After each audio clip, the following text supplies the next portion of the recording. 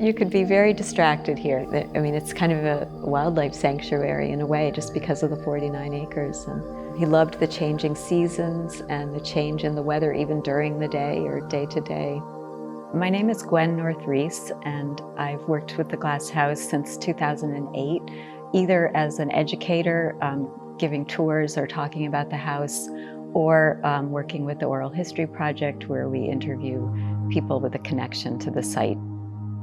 Philip Johnson was born in 1906 in Cleveland, Ohio. His life spanned the 20th century. He died in 2005, and he studied the classics and philosophy at Harvard as an undergraduate. Then after that, went to work at MoMA as the first architecture curator.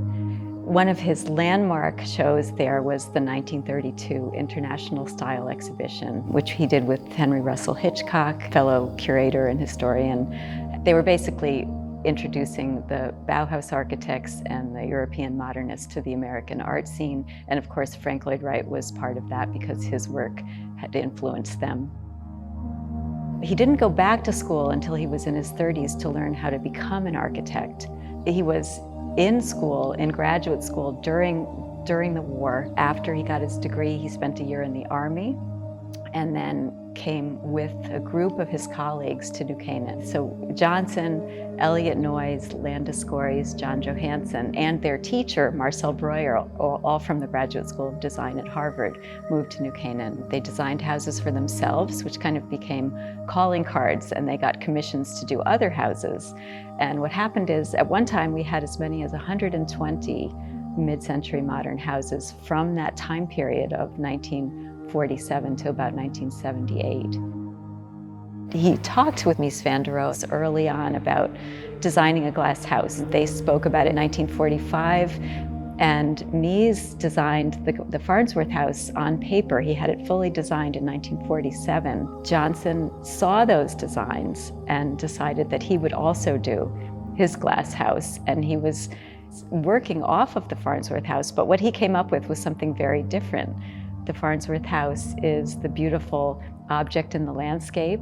The framework of it is white, it's asymmetrical, it's lifted off the ground, it's very much a classic Bauhaus design. And everything about this place is different. The steel framing is painted black, and so it disappears. This place is all about the view of the landscape around you. It also sits on the ground solidly, like a Greek temple.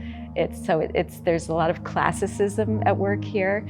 Many architectural critics find that there are many, many little clues here that point toward his later turn toward postmodernism, where architects used historical styles incorporated into newer buildings. The glass house was Philip Johnson's residence. He designed it for himself. It had everything he needed, and it was essentially a weekend house for him. He always had an apartment in New York. He and his partner, David Whitney, who was a curator, David came into his life in 1960, and they were a lifelong couple after that. As Johnson got older, he was here more and more. He continued to work on this landscape and build buildings, and thought about it all the time, walked the property every day that he was here. Philip Johnson and David Whitney started thinking about making this a public place in the 1970s. During the 80s, they spoke with the National Trust, and by 1987, they had donated the entire place with all of its acres to the National Trust. So the National Trust owned the property starting in 1987, but there was a lifetime tenancy agreement, so as long as Johnson was alive, it was his home. He lived to be 98 plus, so this was done when he was in his 70s, or maybe it was 80, just 80. So he had almost 20 years to talk with the National Trust about how he did things here, what he'd like, how he envisioned tours. We didn't come in to do anything before his death. It was his home, but there was constant back and forth discussions about how everything would work.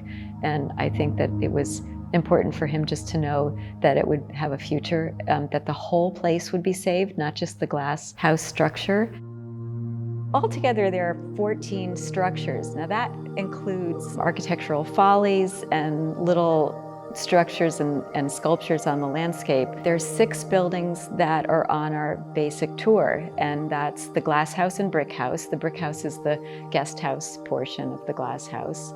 The painting gallery and sculpture gallery, both of which were created to exhibit art. It's not a painting studio, but an exhibition space. So our general tour comes to the glass house area and then up to the painting gallery and sculpture gallery. And we walk along a path that runs roughly through the middle of the 49 acres. So you don't see every corner of the 49 acres here, but pretty close, you have a view of everything. When you approach the glass house, and everything about the approach to the glass house was so important to Johnson, he felt that architecture was the organization of procession. When you approach it, it looks like a little jewel box. But as you walk inside, you realize how tall those doors are. And you are inside a space with ceiling that is 10 feet 5 inches. It's 12 feet from the grass to the top of the roof. So once you walk into the space, it has the feeling you have changes. So often when we're doing the tours, I try not to talk too much when people walk in, because there's a feeling you get when you come into this space and walk around. One space in the glass house, of course, the kitchen is open. It's a sleek counter. It has a piano hinge on 2 pieces of the counter, so you can open it up to use the sink and the little stove, or you could close them and have this sleek countertop. But the one space where you need some privacy is the bathroom. So the solution for that Johnson and Landeskors came up with, was to have this cylinder, which on one side is the fireplace, and on the other side, most of it is an enclosure for the bathroom. So there's a full shower, toilet, sink in there, and those fixtures have been changed out a few times by Johnson. So that was the last iteration of what he had in there for his bathroom.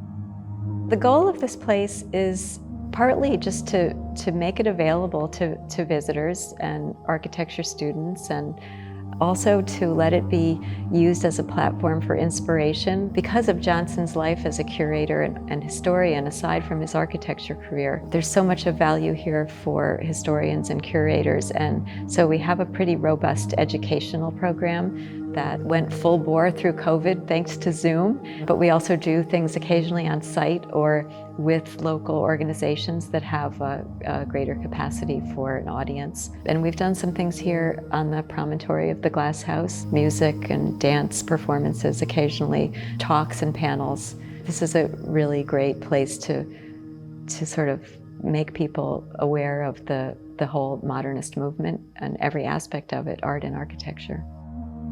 Preservation is important too. I mean, the National Trust and the Glass House here, I mean, we're part of the National Trust, and we have tried to be part of that preservation movement in every way, both for these local mid-century modern houses and for larger issues that come up with preservation.